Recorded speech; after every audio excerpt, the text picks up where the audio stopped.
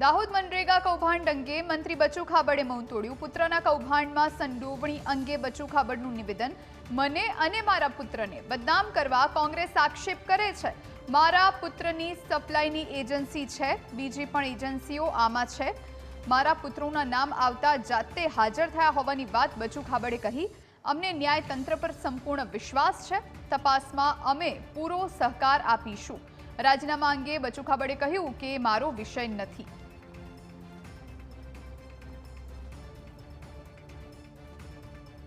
છેલ્લા 6 મહિનાથી કોંગ્રેસ આક્ષેપ કરી રહી છે ભ્રષ્ટાચાર થયો છે। અમારા બારિયા તાલુકા અને ધાનપુર તાલુકામાં 35 એજન્સીઓ જેવી એજન્સીઓએ કામ જે મટીરિયલ સપ્લાય કરવાનું કામ છે। મારા દીકરાઓ પણ 2018થી કામ કરે છે, એ મટીરિયલ સપ્લાયનું કામ કરે છે, બીજું અન્ય કોઈ કામ કરતા નથી। અને ઓપન માર્કેટમાં પણ અમે એ માલ વેચી શકીએ છીએ। એ અમે વેપારી છીએ, અમે કંઈ લેબર નથી અને અમને લેબર કામ કરવા માટે કોઈ અમારી એજન્સીને કોઈ ઓર્ડર પણ આપવામાં આવેલો નથી અને એના માટે આ એફઆઈઆર થયેલી છે। એના માટે વહીવટી તંત્રની તપાસ કરી રહી છે। સરકારને વહીવટી તંત્ર પર મને પૂરો ભરોસો છે।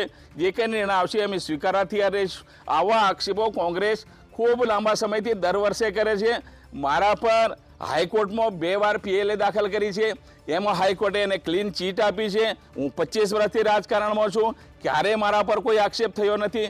3 વર્ષની અંદર રાજ્યની અંદર પંચાયત મંત્રી તરીકે કામ કરી રહ્યું છું। 1 રૂપિયાનો પણ ભ્રષ્ટાચાર નથી। મારી તમામ યોજના ઓનલાઈન, બદલી બઢતી પણ ઓનલાઈન કરીને હું આજે રાજ્ય સરકારનો વિશ્વાસનાથી કામ કરી રહ્યો છે। મારી સરકાર પણ કામ કરે છે, મારી પાર્ટી પણ કામ કરે છે અને દાહોદ પણ વિકાસની દિશાની અંદર આગામી દિવસોમાં આગળ વધશે। કોંગ્રેસ પાયા વિહોણીની આ વિરોધ કરવા માટેનો એની પાસે કોઈ સાધન નથી, એના માટે આ આક્ષેપો કોંગ્રેસ કરી રહી છે।